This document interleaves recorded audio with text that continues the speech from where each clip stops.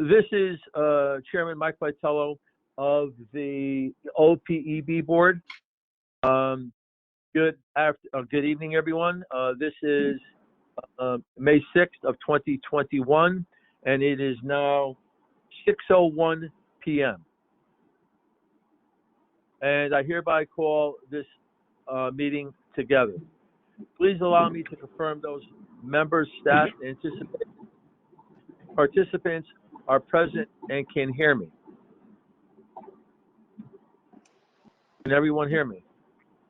I can hear you. Yes, sir. Yeah. Okay.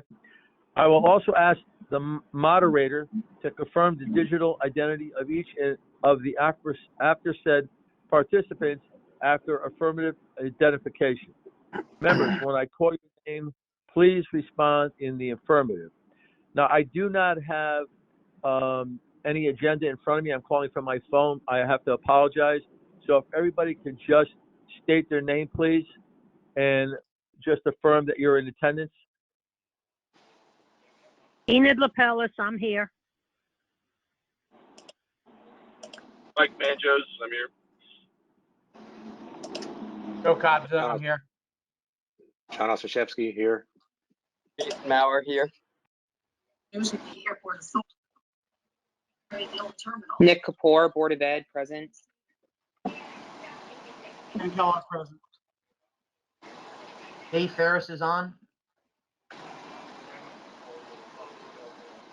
Patrick O'Hara, present.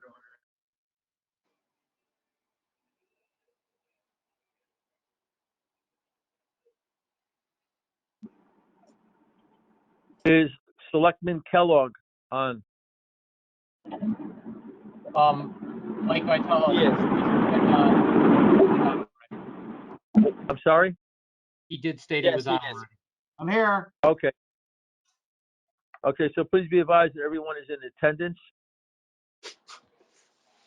So that was everyone are on there- the committee. The OPEB board is myself. Ron Banofsky, I'm here for the OPEB board.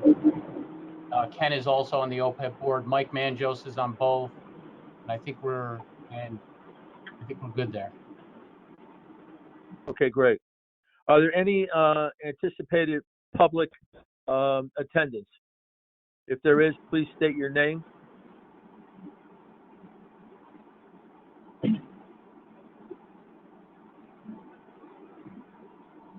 This is Devin Francis. I'm a guest with Fiducient Advisors presenting. Okay, other than that, there's no other public participation. From what I can see, that no one has come forward. So I hereby declare that we have a quorum and call this meeting to order. A copy of the agenda and any related materials have been posted to and can be found on the Town of Monroe's website, www.monroeconnecticut.org, for public inspection. Introduction to remote meeting. This public meeting is being conducted remotely in compliance with Section 1 of Governor Lamont's Executive Order Number 7B, dated March 14th, 2020, using GoToMeeting electronic conference technology. Using this technology, the public shall participate in real time in this meeting via computer, tablet, smartphone, or telephone, using the access information set forth on a meeting agenda. Please be advised that each meeting has unique participation information, so please be sure that you have access to the correct meeting. Notice is hereby given that only 250 participants may access this remote electronic public meeting at any one time. Access to this meeting using this technology is granted slowly by the technology provided on first access basis and is not controlled by the Town of Monroe. While it is anticipated that we will not exceed this participant limit for this meeting, should appear that we are approaching said limit so that any member of the public is denied access to this meeting, I, as chairman, reserve the right to adjourn and continue the meeting at a later date using technology appropriate to ensure all members of the public may participate. Please take notice of the following regarding the remote electronic public meeting. That this meeting is being conducted in real time, that this meeting is open to the public, that any member of the public may listen or view to this meeting unanimously, that this meeting is being recorded, and while we ask that you mute your microphones unless recognized to speak, that anything you say, do, or is displayed on your screen may become part of the recording. That the recording shall be posted to the town's website within 7 days. That the recording shall be made available to the public within a reasonable time in town hall or upon written request. This meeting shall allow standard parliamentary procedure. However, I ask all participants to follow these special rules in addition. Please mute your microphone so as to reduce background noise at any time you are not speaking. Prior to speaking on the occasion, each speaker shall clearly state their name and title for the record. The use of the chat feature is prohibited and will not be considered during the meeting if in use. As set forth on the agenda, this meeting of the OPEB Board and the Pension Board feature public participation. Obviously, there is no public participation, so we will move on with our regular meeting.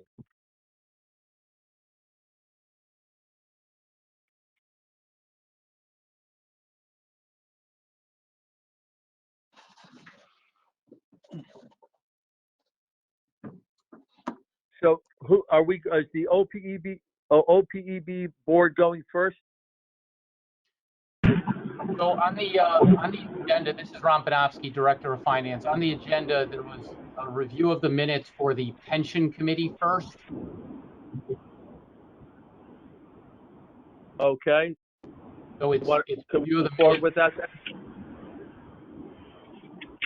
So I am not a voting member of the pension committee, but so if Motion to approve the minutes of the pension committee for January 21st, 2021. Jason Maurer, Town Council Liaison to Pension Committee. Nick Kapoor, Board of Ed, second. Any discussion? Mr. Vitello, I will recommend that you ask Mr. Panofsky to read the roll of the pension committee members for a vote. I'm sorry, I didn't hear that. Ron's going to call off the vote. Okay, go ahead. Sorry. Okay, let me go across my screen here. I'm gonna go in no particular order. Joe Cobb's superintendent. Aye. John Ostazuski, vice chair of pension. Aye. Ken Kellogg, first selectman. Ken Kellogg, aye. Jason Maurer, town council. Jason Maurer, aye. Nick Kapoor, Board of Ed. Aye. Patrick O'Hara, the town treasurer. Aye. Mike Manjos, chairman. Aye. Dave Ferris, Board of Ed. Aye.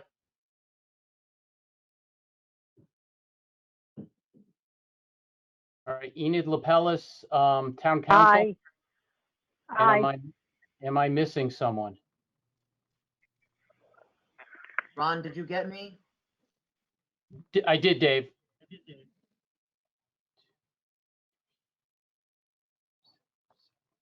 You got everybody, Ron. That's 9. Yep. Okay, I think we're set for pension. So I guess I will make the motion for the OPEB board. Motion to approve the minutes and voting record of the January 21st, 2021 regular meeting of the OPEB board. Mike Vitello, I'll second it.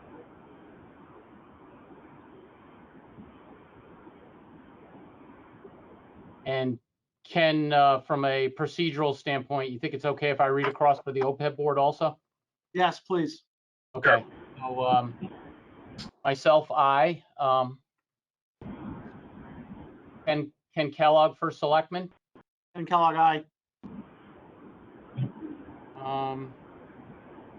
Mike Vitello, chairman.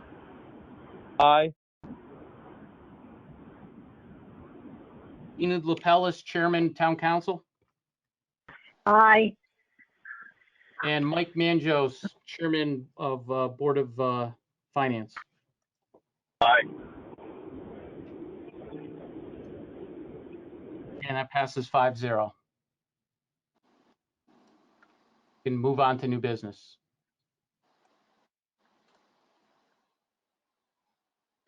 Okay, you ready for me to take it away? This is, I see a couple thumbs up, so I'm going to go ahead. This is Devin Francis. First and foremost, actually, let me get this a little bit bigger. Okay. Hopefully folks should be able to see this fairly well. So the first order of business is that, oh, we're missing the page. We had a snazzy new page announcing our rebranding. So on the cover page of the report, you may notice that we have a new logo and a new name. We are officially Fiducient Advisors. That happened as of March 29th. You should have received an email from our marketing department, but sometimes it got caught up in spam. So if you typically do see announcements about our capital market webinars and white papers and that sort of thing, and you notice that you have not been receiving those, you may need to add info@fiducient.com to your allowed senders list. But anyhow, nothing material has changed at the firm. No ownership or personnel changes, no organizational changes. This is not a merger or an acquisition. It is purely a rebranding. With the DeMeo Schneider name, there was kind of a general feeling that folks in the marketplace didn't necessarily know what we did. So you can hear the name and think, oh, is that a law firm or an architectural firm or an accounting firm? So we wanted a name that really articulated the line of work that we are in. So Fiducient Advisors it is, a little bit closer to the old FIA name. So the folks in the Connecticut office are happy about that. So what I'll do is go through the governance calendar first. This quarter, we have a focus on fees. So I'll review all of the fees for both the pension and the OPEB plans. And then I'll do a capital markets review and then look at the portfolio for both the pension and the OPEB. So before actually we get into the fee discussion, we have a quick snapshot of the most recent actuarial valuations. So here on the right-hand column, you'll see the 2018 numbers, and then we compare those to the 2020 numbers. So your actuarial return assumption is at 6.75. That is right in line with the average across the state of Connecticut.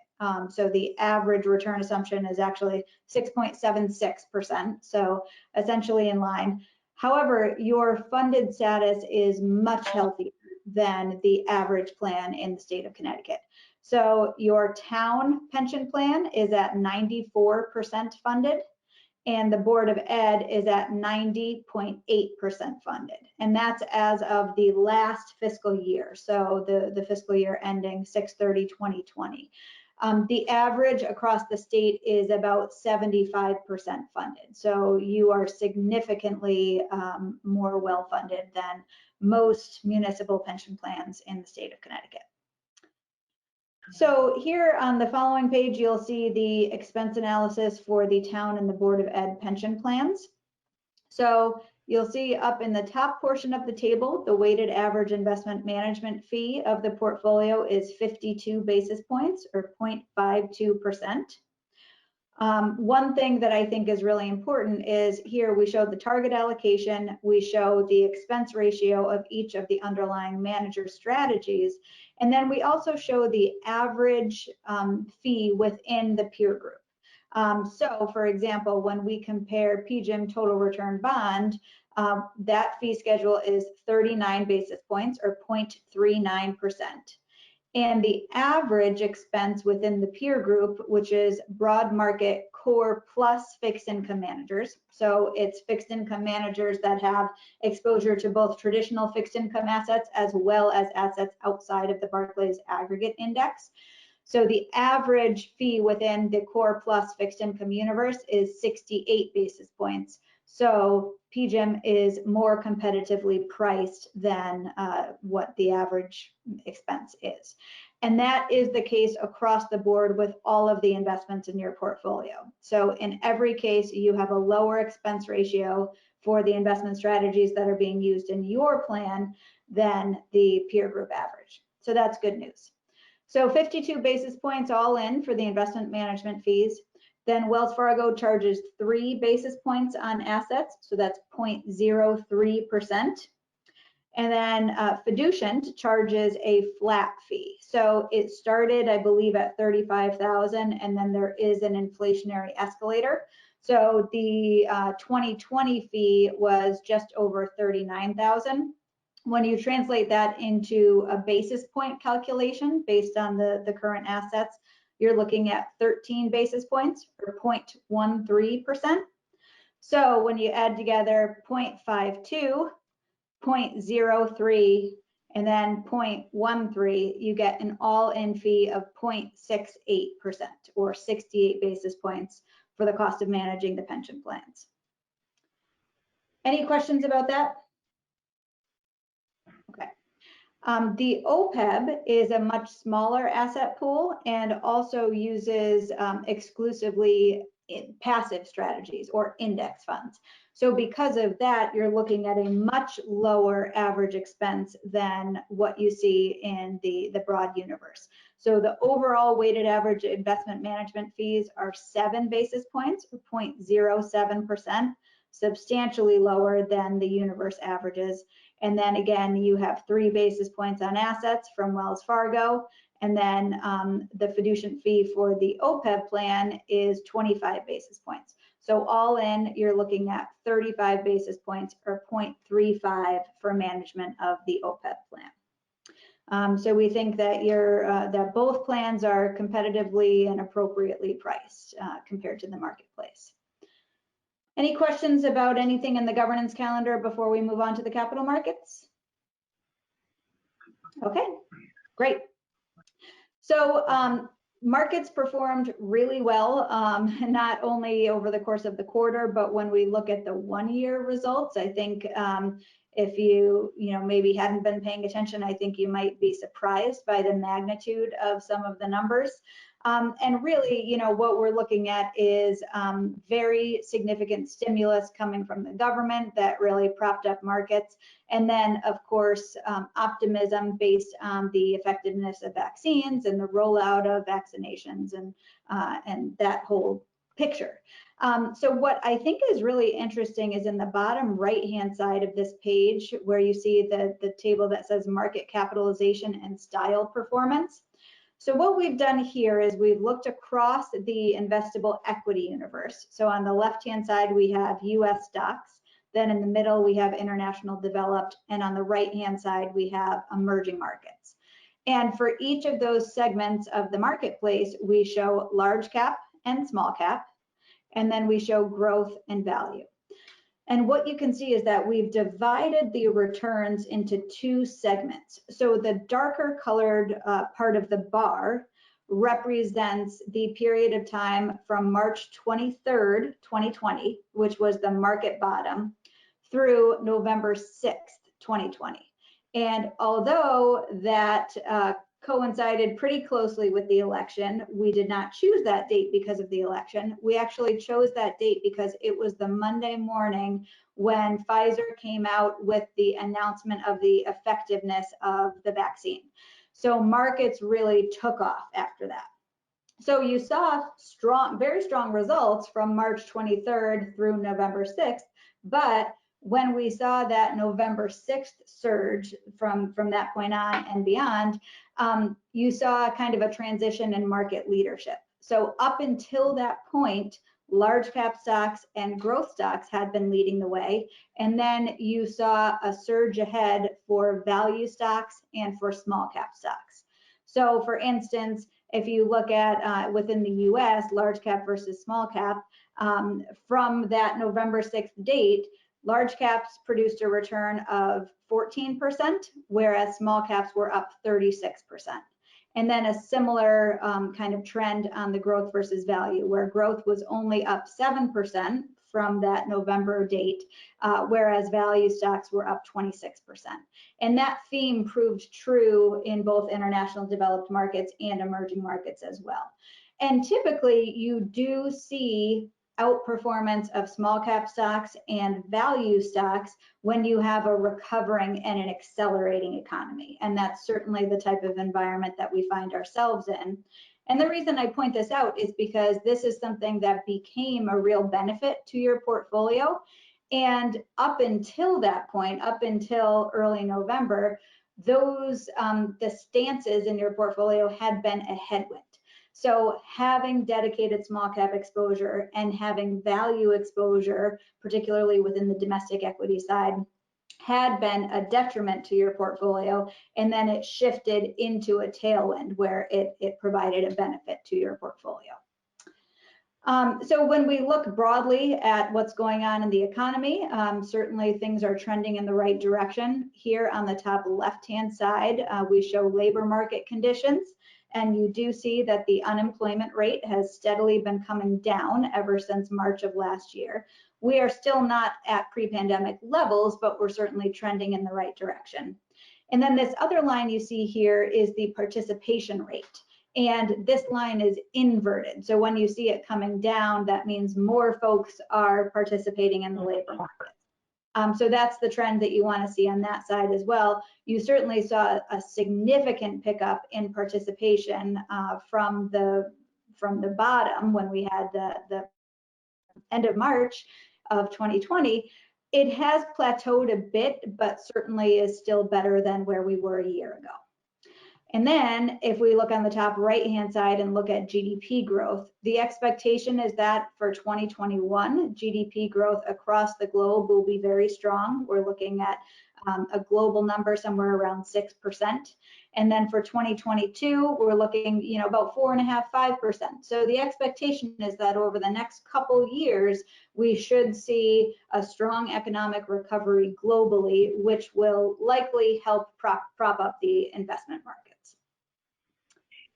So I apologize. I know that this is really very small font, so I'll try to explain all the numbers to you. I've got huge monitors and it's very small for me too. So here on this page, we show the index results. And what I'd like to call your attention to is that one-year column. So if we look here in the middle of the page at the global equity market indices and the one-year results, I don't think that anyone at the end of March last year would have predicted results this strong. So the S&P was up over 56% over the course of the year. Small cap stocks, again, I mentioned that they surged ahead as of November. So when you look at the one-year results, the three small cap indices are all above 90%. Again, one of the things that we had been talking about quite frequently is the dispersion between growth and value and the very substantial outperformance of growth over value.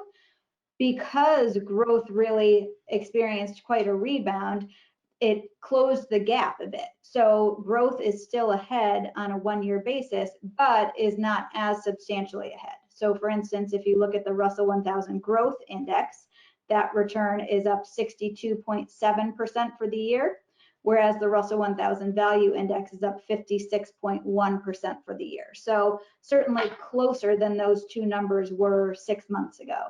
And really that can be seen if you look at the quarter results, and the Russell 1000 Value was up over 11%, whereas the Russell 1000 Growth was up only about 1 percentage point. So you had significant outperformance of value over growth in recent history. And then similarly, very strong results on the international equity side. The ACWI US Index, which includes both international developed and emerging markets, up almost 50% on a one-year basis.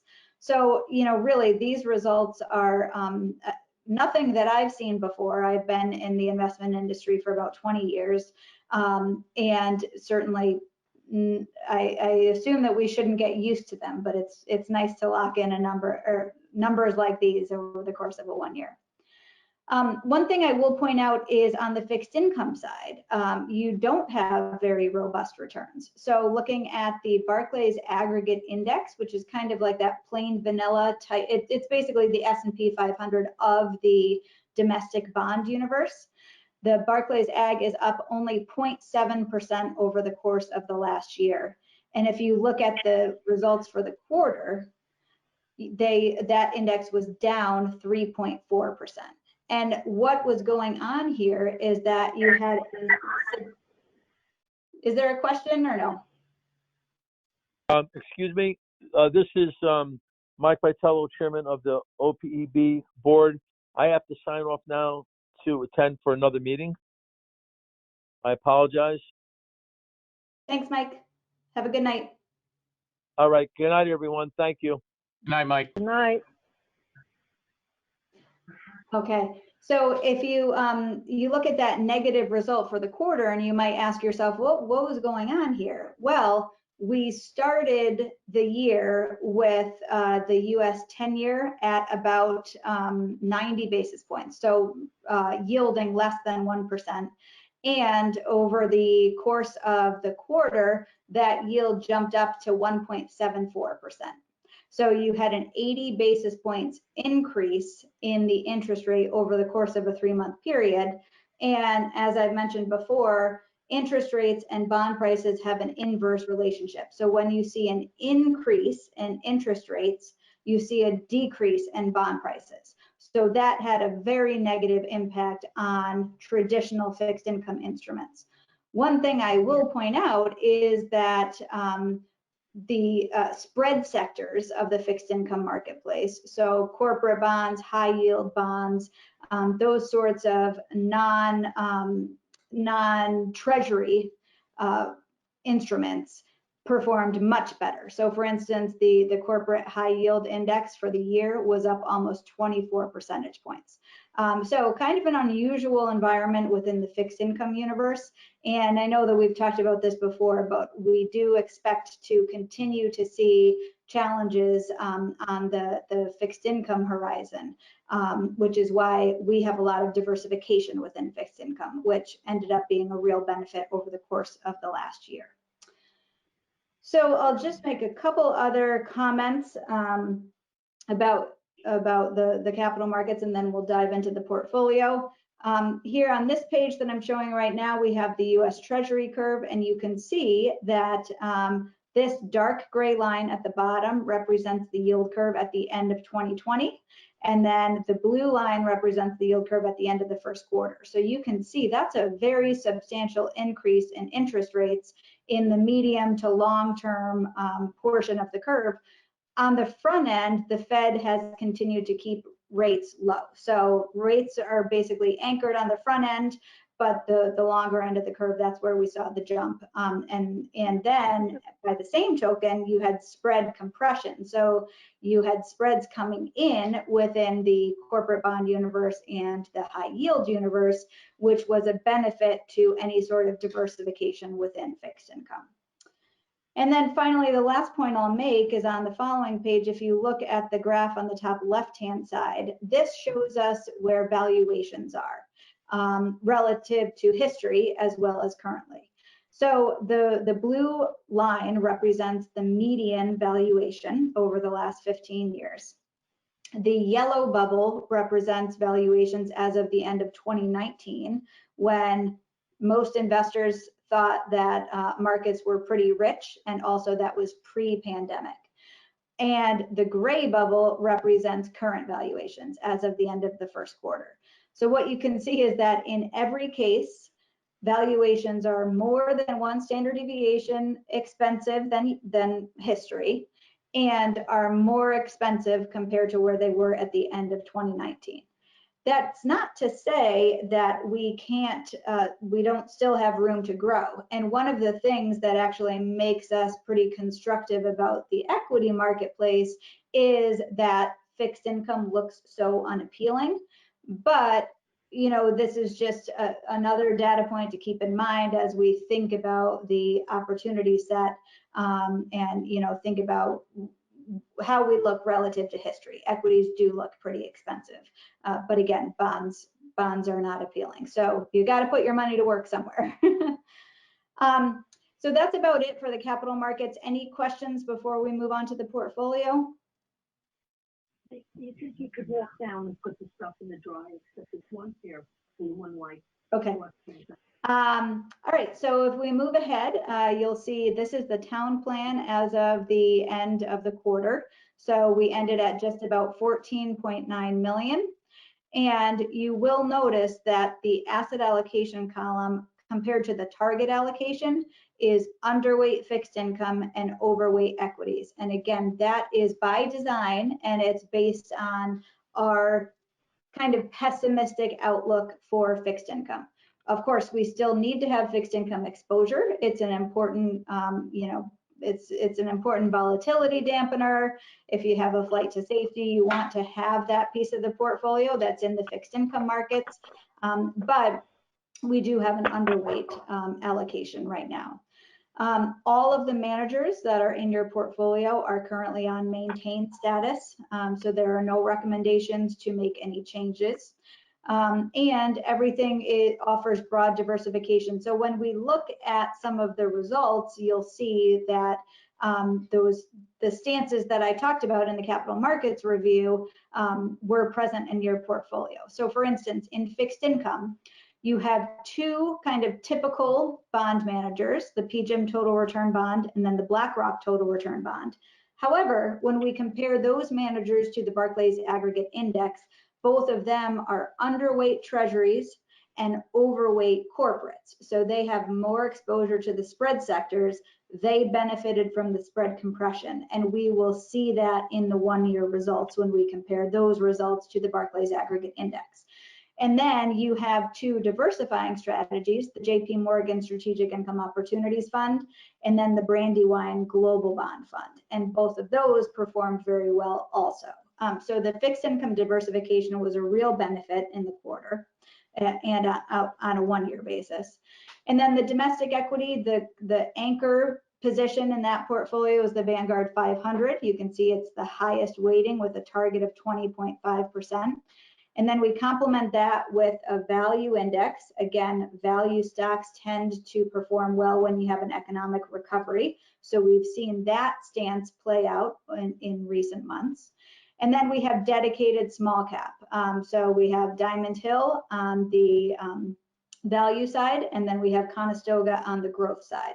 And having that dedicated small and mid cap exposure, again, as you saw the smaller cap areas of the market outperform over the past 5 months, that's been a tailwind as well. On the international equity side, we have two kind of core strategies, MFS and Lazard, and then they are complemented by the Harding Loevner Emerging Markets Fund.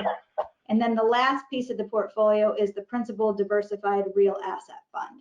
This fund has exposure to TIPS, real estate, commodities, natural resource equities, infrastructure. This fund is basically our insurance policy against inflation. And there's been a lot of talk about expected inflation in the coming years. So this fund should help kind of dampen the volatility of the overall portfolio. So if we look, I'm not quite sure why my, here I'm gonna stop sharing my screen if I can.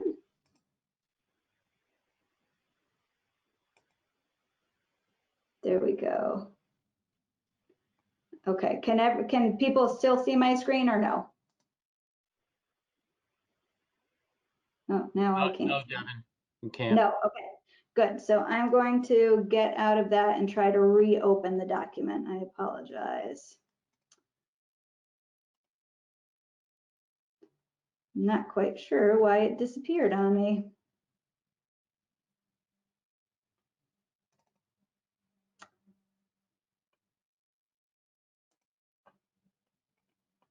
Okay, sorry folks. It's always got to be some sort of technical difficulty, right?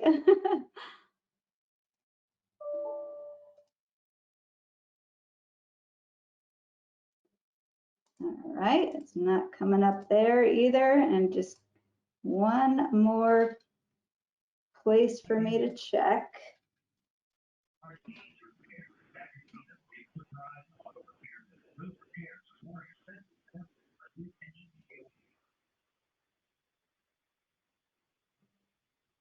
Okay, we're back in business.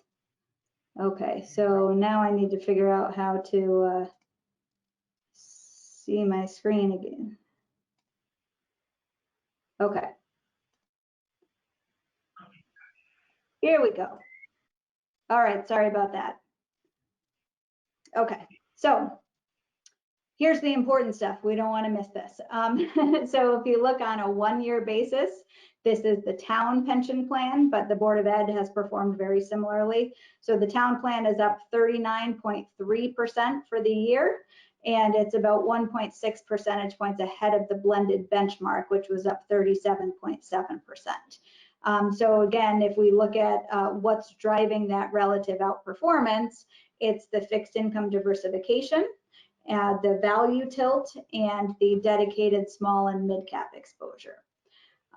So if we look ahead, we'll see the snapshot of the Board of Ed plan, 14.6 million approximately, all of the same underlying strategies. Again, no recommendations for any changes.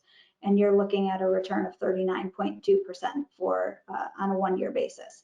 And one of the things that's important, I think, to keep in mind is to look at the longer term results as well. So now our history with the town of Monroe goes back to 2015. And the since inception result, this is on an annualized basis, is 7.3% per year. And if you think back to your return assumption at 6.75%, the portfolio has been able to produce returns in excess of that over the last 5-6 years. So so that's good news. And then if we just I don't need to get into the details if you are not interested, but here we have the results of the specific investment strategies. So again, if you look at the fixed income, every manager on a one-year basis is well ahead of the benchmark. So you have PGIM and BlackRock. Those are the two kind of traditional fixed income strategies, both up more than 6 percentage points, whereas the ag was up only 70 basis points. The JP Morgan Strategic Income Opportunities Fund was also up 6%. And then you had Brandywine up north of 21%, so 21.7%. So very strong results on the fixed income side. And then we've got the two indices, the two passive funds on the domestic equity side are matching the performance of their benchmark, which is what we would expect. And then you see the really strong results from the small and mid cap funds. So the Diamond Hill up 81.5% on a 1 year. Conestoga we replaced with, it had been the Eaton Vance Atlanta Capital Fund. So we don't have that 1 year track record up front, but we do have the 1 year track record further back in the book, and those results were very strong as well. So up in the very, very high double digits. And then on the international equity side, again, MFS is a fairly new addition to the portfolio, but you have Lazard up 43.7%, Harding Loevner up more than 60%, and then strong results from the Real Assets Fund as well. So before I move on to OPEB, any questions about anything within the pension portfolios? Yeah, hi, Devin. This is John Ostraszewski, Vice Chair. One question on the risk reward pages. In all cases for both the plan, for the town plan and the Board of Ed, the blended benchmark has lower risk and a higher return for the 3 periods that we're charting. What's driving that differential? Yep, that goes back to, and you can also kind of see, you can see the relative underperformance on the total plan performance summary pages as well, although you don't see the risk on these pages. That, John, is really the fact that for several years in the marketplace, investors would have benefited from having just a plain vanilla bond portfolio and large cap domestic equity stocks, and that's it. So diversification was a real headwind for several years in a row. Over the course of history and in the long run, diversification is typically a benefit. But if we look over the last 5 years, we've really only seen the benefit of diversification over the last year. So prior to that, small caps lagged, international lagged, diversified fixed income lagged. So that's why you see the lackluster risk return profile for those longer term timeframes. Does that answer the question? Yep, thank you. Sure. All right, so if we move ahead to the OPEB, we can see that here on page 40. So the OPEB ended the quarter with an asset value of 1.56 million. And as I've mentioned, this is all in passive funds. So we've got all Vanguard funds. And Vanguard does not offer a diversified real asset portfolio. So we have that piece in the real estate index fund. So for the most part, this mimics the asset allocation profile of the pension plans. And because you have no active management, you're looking at a modestly lower 1-year return, but still very strong in the scheme of things. The portfolio was up 37.5% over the last year. And then when we look on a since inception basis, the inception of this plan goes back to 2018, and you're looking at a return of 11%. So again, with this, no recommendations for changes, and as we would expect, all of the managers are tracking their benchmarks as we hoped they do. So can I answer any questions? Does anyone have any concerns or anything they'd like to talk about in more detail?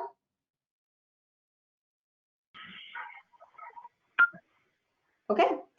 I will stop sharing my screen. I'm actually going to make, oh, Heidi's not listed. Ron, should I make you the presenter or? I'm MT. MT, okay.